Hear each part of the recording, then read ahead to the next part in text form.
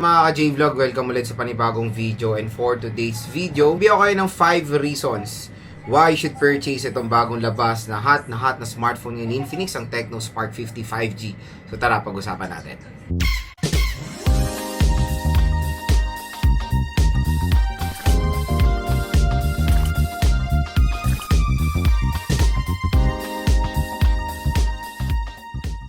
Today's video, ayan, pag-uusapan natin itong very popular nga na sobrang gandang smartphone ngayon ni Tecno, which is a Tecno Spark 50 5G.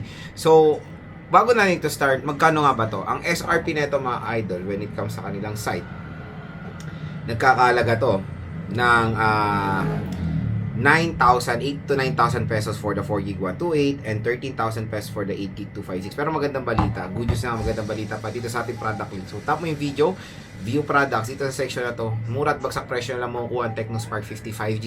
Usually around 6 to 8,000 pesos pwede nyo siya makuha kasi meron po kayong mga pang malulupitang discount voucher na pwede nyo makuha dito sa ating video. Again, ito po ay online exclusive lang. So dito lang yan sa ating YouTube video na meron kayong makukuha mga malalaking discount pag binili nyo itong Tecno Spark 50 5G. So very affordable, napakagandang deal na smartphone mula sa Tecno. And for today's video, bibigyan ko kayo ng 5 rason kung bakit napakagandang bilhin nitong smartphone na to. Okay? And I know maraming naghanap na sa atin ng mura, affordable na 5G device ngayong 2026. Ito na rin ang magandang isuggest para sa inyo.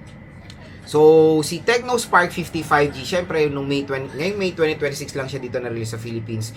At medyo gumawa to ng ingay kasi when it comes sa kanyang design is parang may silhouette ng konti when it comes sa Google Pixel. So, napakaganda ng design, minimalist siya, pero yan yung isang reason natin why you should buy this smartphone, design and aesthetic. Kasi yung mga ibang consumers natin when buying a smartphone, ang una nilang tinitignan sa smartphone is of course design and aesthetic. Meron ganyan. Parang ako, nagustuhan ko yung overall design na itong smartphone na to. Very attractive, napakagandang tignan sa mata, napakalamig tignan when it comes sa color variation na to, itong violet na to. And I think tawag nila dito is the fantasy purple. And syempre sa mga consumers na gusto ng Google Pixel sa affordable price na silhouette, kumbaga, ito ang magandang i-suggest para sa inyo. Hindi siya mukhang iPhone Air, mukha talaga siyang Google Pixel. Ayan, no? So, meron siyang single camera dito, flash, and yung sensor niya.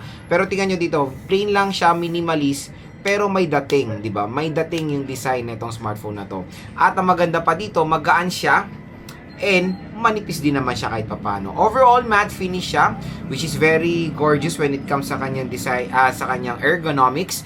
Pero the most lang na napansin ko dito is medyo pag oily yung kamay mo, may ano dito, fingerprint magnet siya. Yun lang naman pag oily lang. Pag hindi, all goods naman siya, mga idol. Kaya pag gagamitin niyo to outdoor, matic, baka mapansin kaya agad ng mga ibang consumer, ano kaya smart cellphone nun, kakaiba, tapos violet, di ba? Tapos yung kulay niya pa, parang nagre-resemblance din sa deep purple ng iPhone 14 Pro Max. So yun, ang isang reason natin. Second reason is of course the 5G connectivity. Maraming consumers ngayon ang naghanap ng smartphone ang gusto na nila is future proof.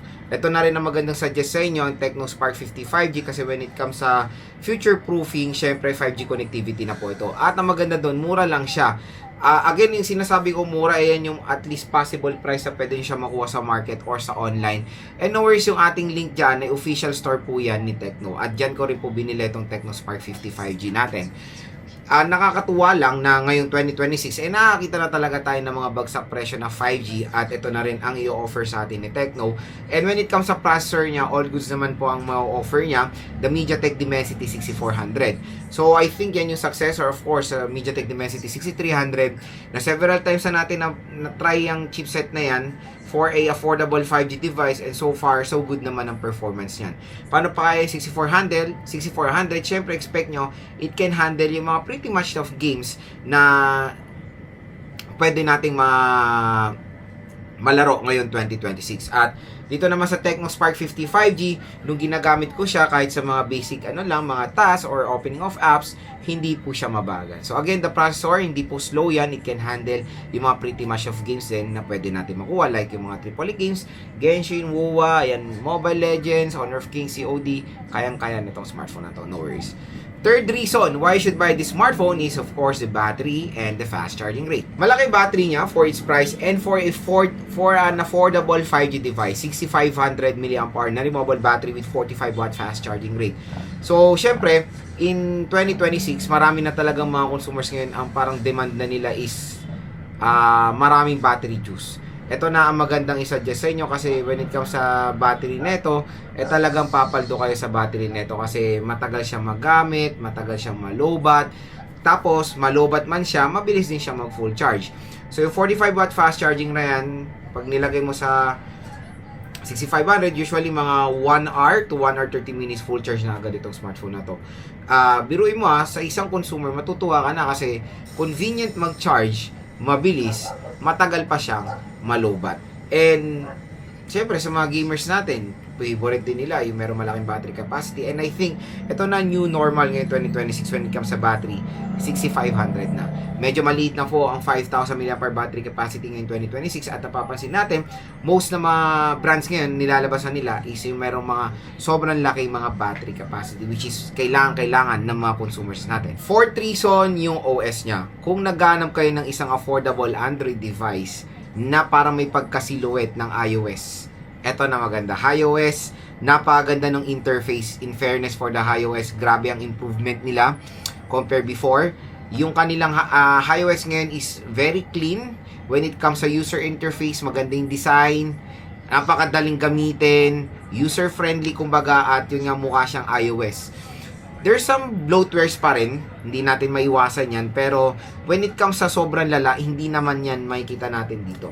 And when it comes sa Android 16, so there's a possibility nga na sinasabi na rin ata ni Tecno or fineflex na rin ni Tecno na na-update na ang kanilang mga device. So let's hope dito sa Tecno Spark 55G makita rin natin yung mga ganyang updates, di ba? So interface and all, user experience, maganda naman kahit papaano dito sa smartphone na to. At ang final reason why you should buy this device is yung kanyang presyo, affordability. Kung naghanap kayo ng swak sa budget na 5G device pang matagalan, ito na po ang magandang i-recommend compared sa mga ibang smartphones. Pero ang tanong, Lods, ang RAM po lang nito is 4GB of RAM and yung storage is 128. Pwede po ba yan? Kung makuha nyo siya ng 6 to 8,000 pesos, definitely okay yan. Kasi yung 4GB ngayon, parang nagiging new normal na ulit yan ng mga brands. Kasi yun nga, meron tayong nakikita mga news na medyo tumaas daw ang presyo ng mga RAMs today. Kaya mapapansin nyo, usually ang nilalagay nila is 4GB of RAM, tas medyo mahal, 6GB of RAM, di ba? So, yun yung isang reason siguro kung bakit mataas ang presyo ng mga smartphones. Hindi lang naman ito, yung mga iba rin. Yung iba sa presyo 10,000 nag-offer pa rin ng 4GB, 6GB, di ba? Kasi dahil dun sa RAM price increase. Even PS5, even Nintendo Switch, nagtaasan po ang mga presyohan nila dahil siguro sa mga shortage ng parts, di ba? Pero dito sa Tecno Spark 55G, again for its price na 6 to 8,000 pesos, lowest yung 6 pwede na po yung 4GB of RAM niya for an affordable 5G device. Kung solid gamers kayo, syempre hindi ko siya mare-recommend para sa inyo dahil mababa po ang RAM niya pag ganyang mga senaryo. Yung 128 at least the best minimum na talaga natin na pwede rin makuha sa ganyang entry level segment. So yun mga ka-J-Vlog ang ating 5 reasons why you should purchase etong bagong labas na Tecno Spark 55G. Napakamura, napakaganda ng specs. Kumbaga, ang dami nyo magagawa dito sa smartphone na to na very convenient sa karamihan ng mga consumers natin. Kumbaga, overall, when it comes sa usability nito, all-rounder siya. Pwede siya sa mga students.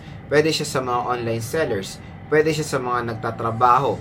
Dahil, like for example, mga motor taxi riders, delivery riders natin, pwede siya as a navigating tool to accept your booking, di ba?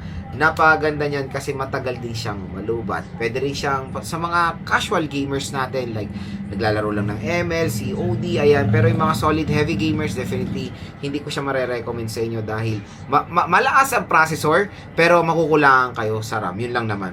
So again mga ka-J-Vlog, hopefully nakatulong ito sa inyo kung nagde-decide kayong bumili netong si Tecno Spark 55G. Kaya kung interested kayo dito, i-click nyo na to, yung section na to. View products, mura at bagsak presyo lang. Etong si Tecno Spark 55G.